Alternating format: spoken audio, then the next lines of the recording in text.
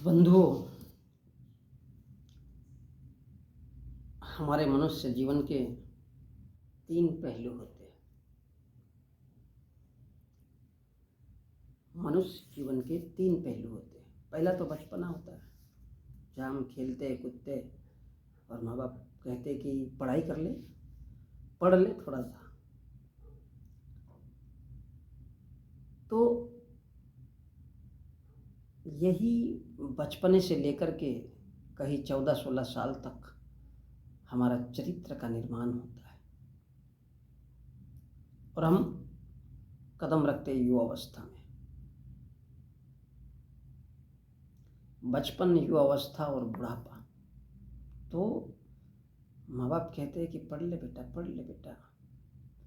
उस वक्त बात समझ में नहीं आती, और जब युवावस्था आती है तब ये बात समझ में आती है। और ये तब भी समझ में नहीं आती, ये बात समझ में आती है बुढ़ापे में। तो ये बचपन, युवावस्था और बुढ़ापा,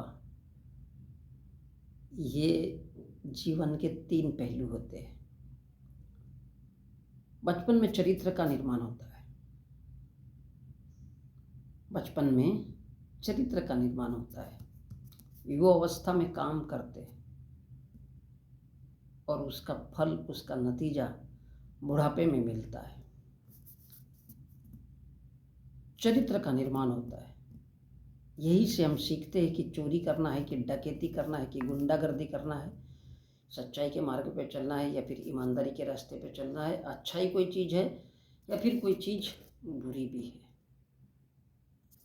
इस चरित्र का निर्माण हमारा बचपन में होता है, यानी वयस्क होने से पहले। और जब हम वयस्क होते हैं तो काम धंधा शुरू करते हैं, पढ़ाई लिखाई करेंगे तो कहीं ना कहीं नौकरी करेंगे, और मेरे जैसे भीख मांगे रहेंगे, सड़क छाप रहेंगे। तो डिपेंड करता है कि काम, कभी कभी हम इंसानों का ऐसा होता है कि हम सारी जिंदगी काम काम काम काम करते करते मर भी जाते हैं, तब भी हम वैसे के वैसे ही रहते हैं।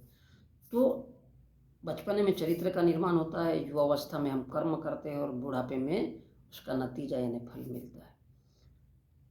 तो बचपन चरित्र निर्माण हो गया, युवावस्था में काम कर्म, हमने क्या क्या किया, नौकरी किया, तब बुढ़ापे तक नौकरी करनी पड़ेगी। और जैसा हमारा कर्म, युवावस्था में हमने बिजनेस चुना है तो फिर मुकेश अंबानी या गौतम अडानी बनेंगे।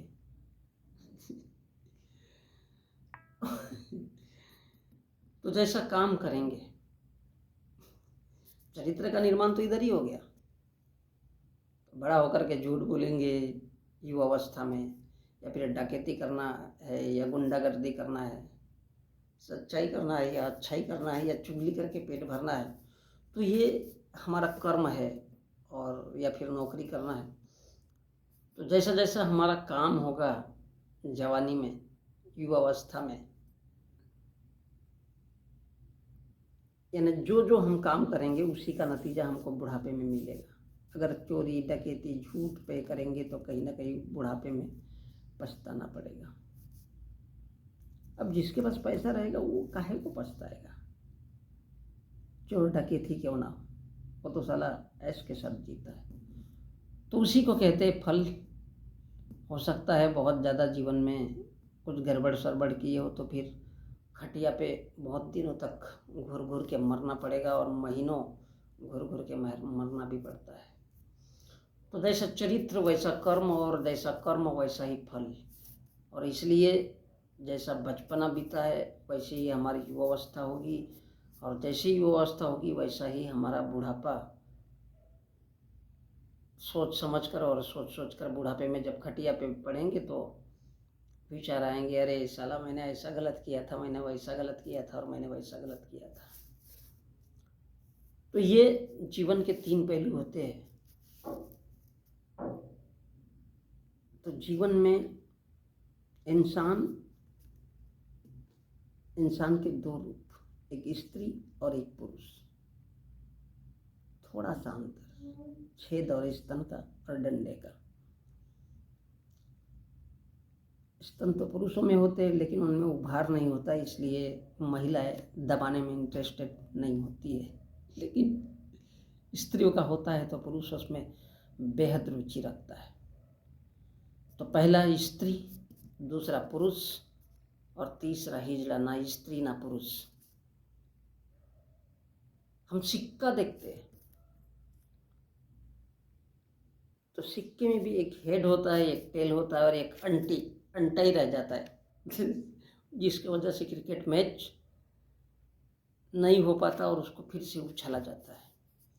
ऐसे ही दिमाग या बुद्धि होता है, एक बुद्धि रहेगी, उसका एक विपरीत रूप जिसको आप कुबुद्धि बोल सकते हो, और इन दोनों के बीच में जिसके पास बुद्धि तो है लेकिन काम नहीं कर रही है।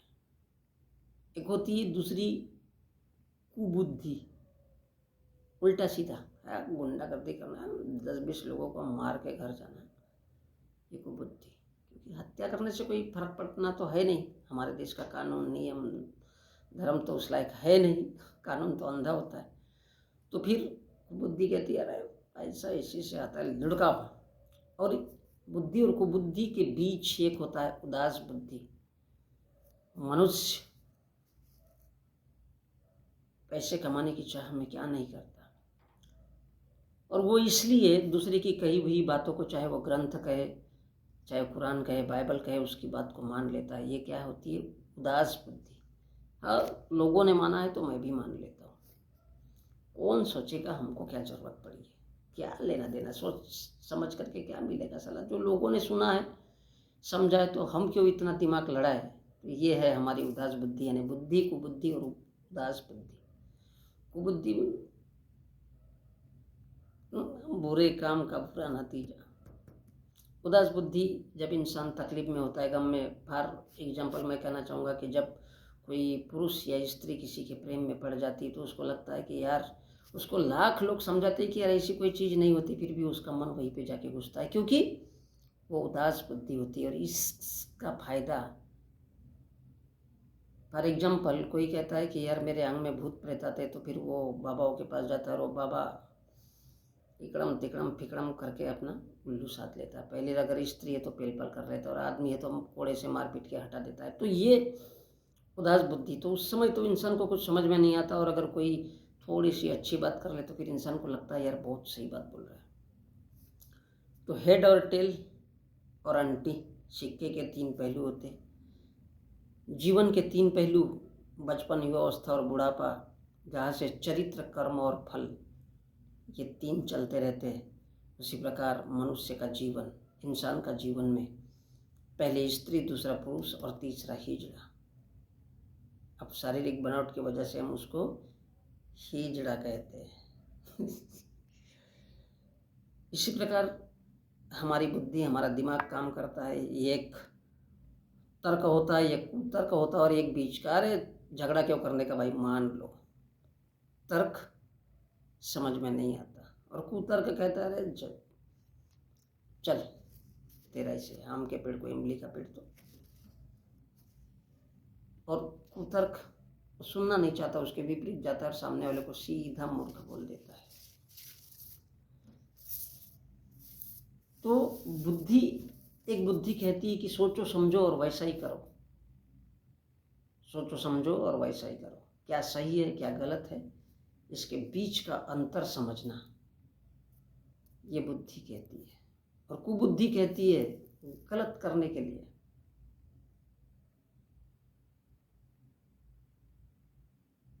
पैसा कमाने के लिए, क्योंकि पैसा आएगा तो ऐश मिलेगा, मज़ा मौज आएगा और लोगों पर राज होगा। फिर उसके लिए साला झूठ बोलना पड़े, हत्या करना पड़े, लेकिन सिर्फ राज मिलना चाहिए। उदास बुद्धि बोलती है अरे हमको क्या लेना देना, हम तो छोटे लोग हैं, हम तो गरीब लोग हैं। और बड़ा आदमी बोलता है, यानी बड़ा आदमी बोलता है, कोई संत बोलता है, कोई धर्माचार्य बोलता है, कोई मौलवी बोलता है, कोई पादरी बोलता है, कोई पुजारी, तो यार ये बात तो सारी सच्ची होगी। ये उदास मन है, वो मान लेता है हाँ चलो ठीक है, और उस बात को सुनता रहता है। क्योंकि उदास मन कहता है सोचेंगे समझेंगे तो भी क्या मिलेंगे, हम तो छोटे लोग हैं, गरीब लोग हैं। क्योंकि गरीब तो साला गरीब ही रहना है, और अमीर तो अमीर ही होता है, और बुद्धिमान बुद्धिमान होगा, मूर्ख मूर्ख ही रहेगा, और विद्वान विद्वान ही रहेगा। तो वो सोच लेता है, इसलिए वो सोचना नहीं चाहता। और यही वजह है बंधुओं कि जब तक आप किसी अच्छी चीज़ को अगर देखते हो तो आपको बुरी चीज़ को भी देखना है। किसी की अच्छाई देखते हो तो उसकी बुराई भी देखो, तभी वो चीज़ समझ में आएगी कि सामने वाला क्या कहना चाहता है। अच्छाई को भी देखो, ये मत सोचो कि ये बुरी चीज़ है तो इससे आँख मूंद लूँगा या आंखें बंद। आंखें इसी के लिए है आपके पास, ताकि अच्छी चीज़ भी देखो बुरी चीज़ भी देखो, और अच्छी चीज़ और बुरी चीज़ दोनों को देखने के बाद आपके पास एक नया निष्कर्ष निकलेगा। उस निष्कर्ष को आपको स्वीकार करना है। इसलिए ज़रूरी है बुरा भी देखो अच्छा भी देखो, तभी तो पता चलेगा कि अच्छा क्या है और बुरा क्या है। इसलिए किसी ने बड़ी अच्छी लाइन कही है कि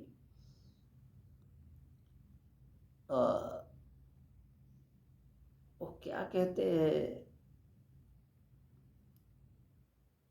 अच्छा क्या है और बुरा क्या है को समझने के लिए किसी ने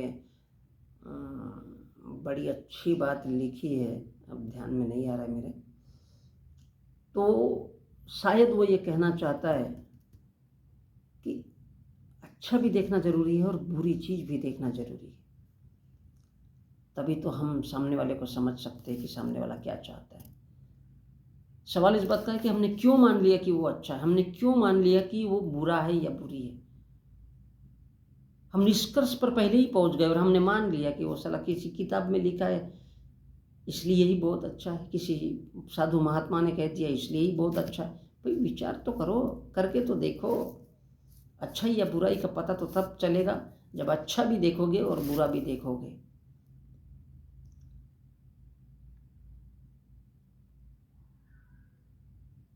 दोनों पहलू, तब आपको बीच का पहलू समझ में आएगा, उसका निष्कर्ष समझ में आएगा, अच्छा क्या है बुरा क्या है कि बीच का। क्योंकि अच्छी चीज़ अच्छी नहीं हो सकती और बुरी चीज़ भी बुरी नहीं हो सकती। है ना, बेवकूफ़ी भरी बात और मज़ेदार भी बात है। सोचने में क्या हर्ज है। जो मिलना है मिलेगा, जो नहीं मिलना है नहीं मिलेगा। गुंडागर्दी करो, अच्छा कर्म करो, बुरा कर्म करो, लेकिन नतीजा भी उसका कहीं ना कहीं सामने में मिलेगा, चाहे कोई भी चीज़ हो।